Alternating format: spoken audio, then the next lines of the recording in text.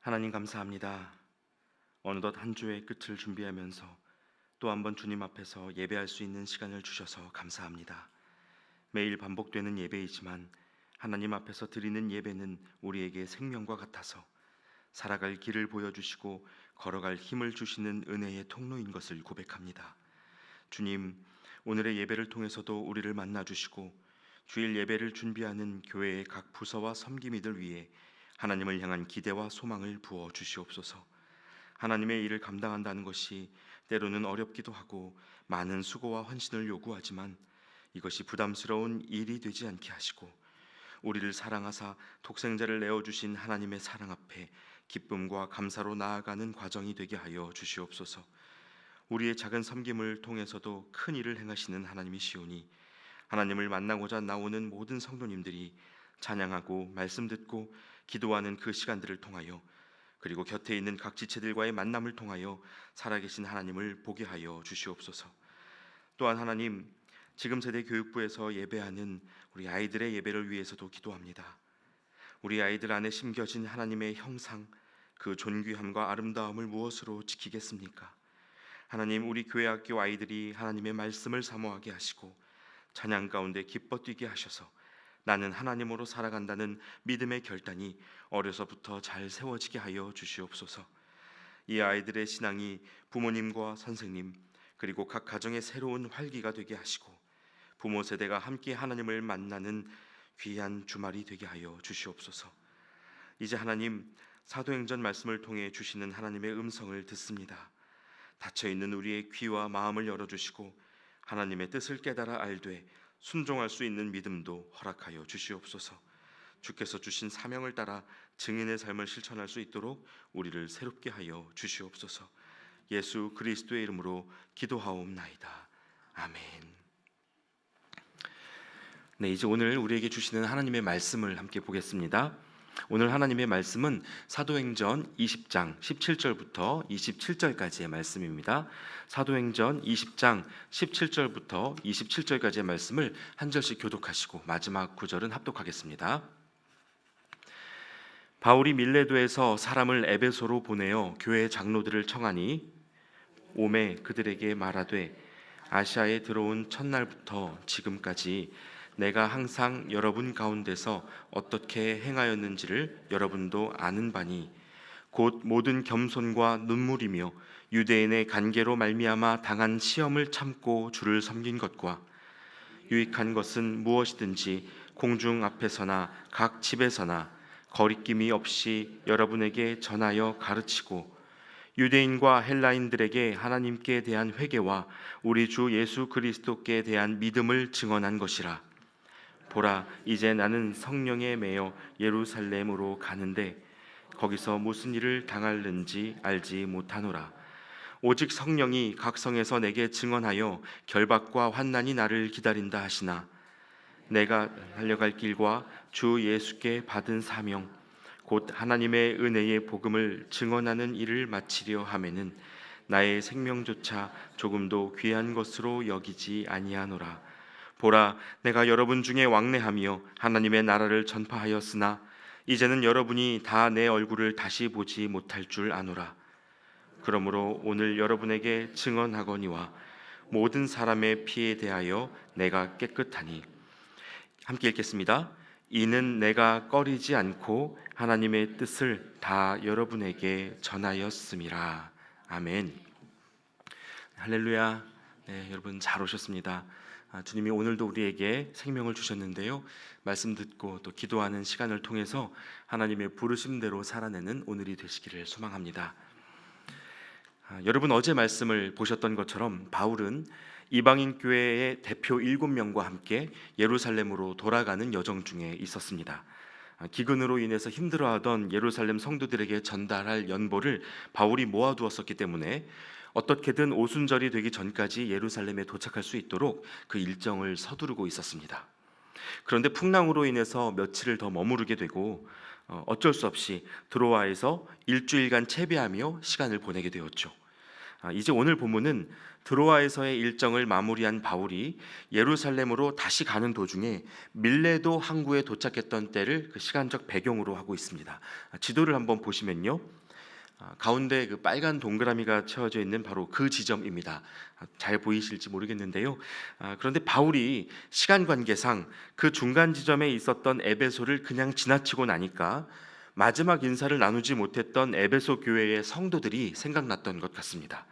오늘 말씀 23절에 보시면 바울이 오직 성령이 각 성에서 내게 증언하여 결박과 환난이 나를 기다린다 하시나, 이렇게 이야기를 하는데, 그는 자신을 예루살렘으로 부르신 성령님의 여러 가지 사인들을 볼 때 다시 에베소로 돌아오지는 못할 거라는 것을 직감하고 있었습니다.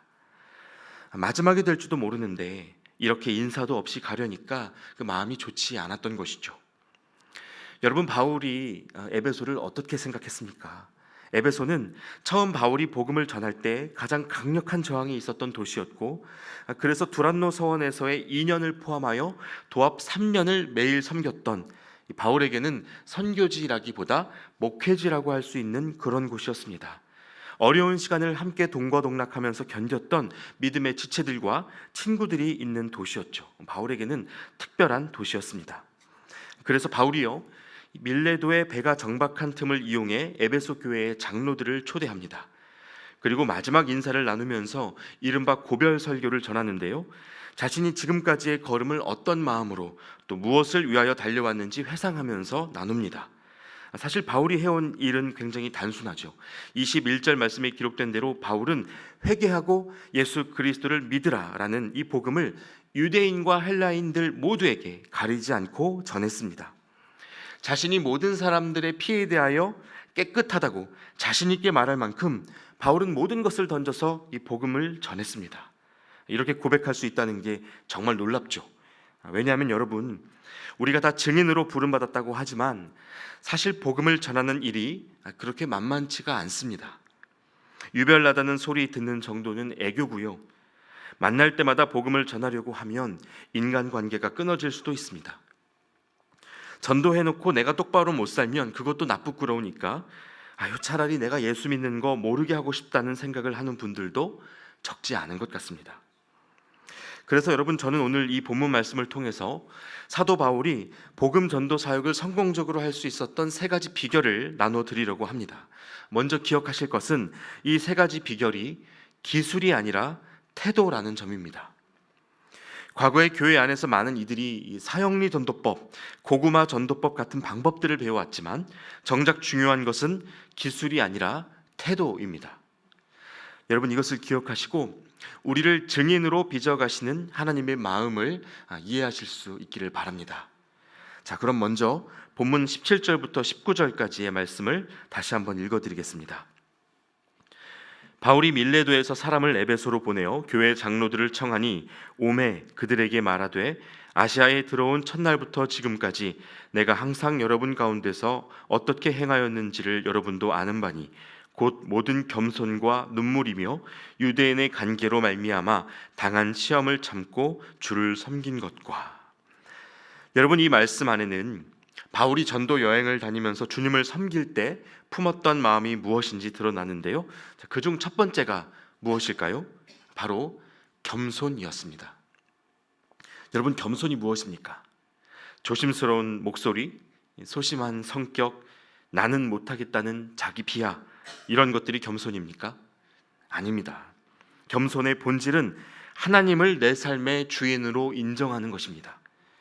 마음의 생각과 중심에서 스스로 왕노릇하지 않고 하나님이 일하실 수 있도록 자신을 내세우지 않는 것입니다. 하나님의 일을 하면서 주님의 길을 따라가다 보면 이해되지 않는 일을 겪기도 하고, 또 반대로 내가 아주 잘 아는 일을 만나기도 합니다. 그런데 이 두 가지 경우 모두가 내 마음대로 하고 싶은 충동을 일으킵니다. 이해되지 않는 일을 만나면 불안하기 때문에 안 불안한 내 방식대로 하고 싶고, 또 잘 아는 일을 만나면 경험이 있기 때문에 원래 알던 내 방식대로 이끌어가고 싶어집니다. 그래야 일이 잘 풀릴 거라고 느껴요. 그러나 여러분, 하나님과 동행하는 삶에서 중요한 것은 문제가 해결되고 일이 풀려가는 것이 아닙니다. 그게 목적이라면 애초에 하나님이 문제를 주시지도 않으셨을 겁니다. 하나님이 우리에게 원하시는 것은 모든 상황 속에서 하나님을 신뢰하는 것입니다. 그래서 바울은 내 생각, 내 경험, 내 뜻을 주장하지 않고 이끌어 가시는 대로 따라가는 삶을 살았습니다. 자기 생각이 없어서도 아니고 바울이 모자라서도 아닙니다. 하나님의 주권을 인정하기 때문에 매 순간 삶의 결정권을 하나님께 양도할 줄 알았던 것입니다. 주님이 하늘 보좌에서 말구유로 내려오셨던 것처럼, 그리고 다시 땅 위에서 십자가로 올라가셨던 것처럼 나의 자리를 주장하지 않는 것, 여러분, 이것이 성경이 말하는 겸손이고 그리스도인들이 증인으로 살기 위해 배워야 할 첫 번째 태도입니다. 이어서 둘째로 바울은 자신이 눈물로 섬겼다고 이야기합니다. 울 일이 많이 있었다는 뜻이겠죠. 그런데 여러분, 바울이 왜 울었을까요? 진심이었기 때문입니다. 만나는 모든 사람들에게 마음을 쏟았기 때문이에요. 마음이 가 있지 않은 일에는 눈물이 나지 않습니다. 그래서 구약시대부터 하나님 손에 붙들린 사람들은 늘 이 눈물을 알고 살았습니다. 선지자 예레미야가 이 애가라는 눈물의 노래를 썼는데요, 약관의 나이밖에 되지 않은 그 청년에게 울 일이 왜 그렇게 많았겠습니까? 물론 오해받고 협박당하고 많은 고난을 겪었죠. 그것만으로도 울 이유가 충분했습니다. 그러나 예레미야가 눈물의 선지자로 살았던 그 본질적인 이유는 그가 이스라엘을 향해 마음을 쏟았기 때문이었습니다. 하나님과 같은 마음을 품었기 때문이에요. 여러분, 오늘날 한국교회가 왜 신뢰를 잃었을까요? 타락한 세상을 비판하면서 정답을 말하려는 사람들은 많은데 세상을 이처럼 사랑하사 독생자를 내어주신 그 하나님의 마음을 품고 우는 사람을 찾기가 어렵기 때문입니다. 여러분, 하나님 앞에서의 이 눈물을 회복하실 수 있기를 바랍니다. 하나님 마음이 있는 곳에 우리의 마음을 두고 많은 사람들과 함께 우는 자로 살아가실 수 있기를 바랍니다. 그러면 하나님이 우리의 눈물을 통해 세상을 위로하시고 세상을 위한 복음의 길을 만들어가 주실 것입니다. 이제 마지막 세 번째로 겸손과 눈물로 살아왔던 바울은 또 한 가지 자신이 시험을 참고 주를 섬겼다고 고백합니다. 그가 보여주는 세 번째 태도는 그래서 인내입니다. 복음 전하다가 바울이 당한 많은 일들을 생각해 보면요, 대부분 억울한 일이고 참기 어려운 일이기도 합니다. 그런데 그 모든 순간 바울은 인내하기로 결정했습니다. 하나님의 복음을 전하고자 하는 분명한 사명 속에서 살았기 때문에 견디고 참았습니다. 그런데 여러분, 이렇게 인내하려면요, 반드시 믿음이 있어야 합니다. 그것이 끝이 아니라는 믿음, 하나님이 갚아주실 것을 믿는 믿음이 있어야 인내할 수 있습니다. 그럼 인내의 결과는 뭘까요? 바울은 로마서 5장 4절 말씀에 인내는 연단은 소망을 이루는 줄 알미로다 라고 했습니다. 그리고 고린도전서 13장에서 인내를 사랑과 연결하는데 13장 7절에 이렇게 말합니다. 사랑은 모든 것을 참으며 모든 것을 믿으며 모든 것을 바라며 모든 것을 견디느니라, 이렇게 선포합니다. 참는 것으로 시작해서 견디는 것으로 끝나는 것이 사랑이란 말입니다. 여러분, 이 시대에는 사랑에 대한 너무 많은 오해가 있는데요, 듣기 좋은 말 번지르르하게 하거나 반짝거리는 선물 공세로 사람 마음 홀리는 것은 사랑의 본질이 아닙니다. 성경이 말하는 사랑은 참고 견디는 인내를 포기하지 않는 것입니다. 가령 예를 들어, 하나님 말씀대로 사는 것 저는 못할 것 같은데 그래도 포기하지 않겠습니다. 하나님, 저 사람을 용납하는 것, 그 곁에 같이 있는 것 어려운데 그래도 포기하지 않겠습니다. 여러분, 이러한 인내의 연속이 사랑을 실천하는 방법입니다. 그래서 여러분, 인내야말로 우리 안에 있는 믿음과 소망과 사랑을 드러내 보여주는 증거가 되는 것입니다. 바울의 인내가 아니었으면 이방의 많은 교회들은 세워질 수 없었습니다. 여러분, 이 겸손과 눈물과 인내가 바울이 복음 전도자로 살아가면서 주님을 섬기는 그의 세 가지 방법이었습니다. 나를 내세우지 않고 다른 사람을 위해 울고 주어진 삶을 끝까지 견뎠기에 세상이 바울을 통해 하나님이 누구신지를 알아가게 되었다는 말입니다. 여러분 어떠십니까? 듣고 보니까 아이고, 진짜 바울이니까 할 수 있는 일이구나 싶으십니까? 우리에게도 이렇게 살라고 하시는 것이 어쩌면 막막하게 느껴지실지도 모르겠습니다. 그러나 여러분, 하나님이 우리를 어떤 삶으로 부르실 때는 반드시 앞서 가시고 길을 내시고 함께 가십니다. 두려워하지 말고 같이 가자고 하시는 겁니다. 물론 그래도 인간적인 마음에 머뭇거림이 있을 수 있겠죠. 그래서 이어지는 구절을 보시면 하나님이 바울에게도 앞으로 그가 갈 길이 어떤 길인지 밑그림을 보여주시고 선택을 하게 하십니다.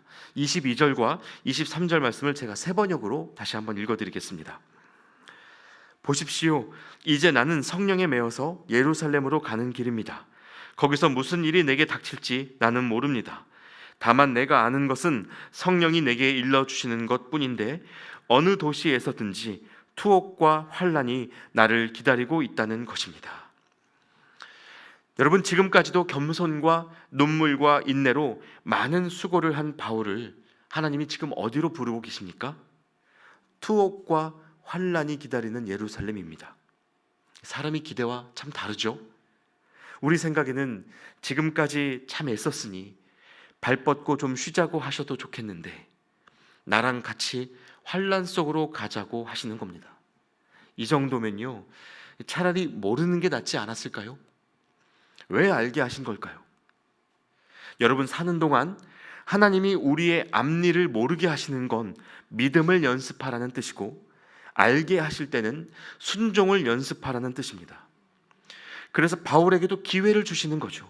선택할 수 있는 기회이고 순종할 수 있는 기회입니다. 결정은 각자의 몫이고 바울도 선택을 해야 했습니다. 여러분이라면 어떻게 하시겠습니까? 겸손과 눈물과 인내로 살아온 인생 뒤에 주어진 결론이 또 한 번 여전한 어려움이라면 그래도 주님을 끝까지 따라가실 수 있겠습니까? 여러분, 우리 안에는 아직도 고난 뒤에 찾아오는 유토피아가 이 땅의 영광으로 돌아오길 기다리는, 그렇게 기대하는 마음이 있습니다. 출애굽을 했으면 가나안에 들어가야 성공이고, 사자굴에 들어가면 건져내 주셔야 은혜고, 순종하면 고난을 지워 주셔야 하나님다운 거라고 생각합니다. 그러나 여러분, 모세는 가나안에 들어가지 못했고요, 다니엘은 사자굴에서 죽어도 괜찮다는 마음이었습니다. 수많은 사도들이 순종하고 순종하다가 모두 순교했습니다. 이 땅에서의 결론은 거기까지였습니다. 그래서 여러분, 생각하셔야 합니다. 부르심을 따르다가 끝까지 담대하게 주님을 따라가다가 그 끝을 마주했던 믿음의 선조들은 삶을 포기해버린 게 아니었습니다. 그들은 하나님을 선택함으로 생명을 선택한 것입니다. 그래서 24절에 성령의 부르심을 따라 바울이 어떤 결정을 하는지 보십시오.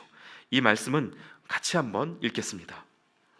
내가 달려갈 길과 주 예수께 받은 사명 곧 하나님의 은혜의 복음을 증언하는 일을 마치려 하면은 나의 생명조차 조금도 귀한 것으로 여기지 아니하노라.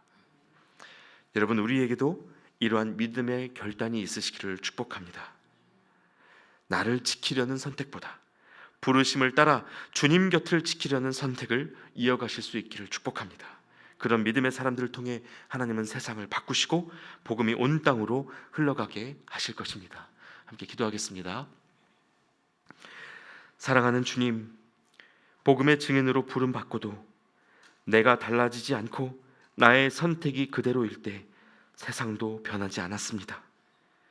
그러나 죽음 너머의 소망을 보고 기꺼이 이 땅에서의 끝을 마주한 자들이 있을 때 세상이 바뀌고 복음이 증거되는 것을 보았습니다. 주님, 우리도 주님을 끝까지 따라갈 수 있도록 믿음을 더하여 주시옵소서. 겸손과 눈물과 인내로 사는 삶을 포기하지 않고 복음의 통로로 쓰임 받는 우리 모두가 되게 하여 주시옵소서. 가장 좋은 삶으로 우리를 부르시고 이끄시는 예수 그리스도의 이름으로 기도하옵나이다. 아멘. 계속해서 함께 기도하겠습니다.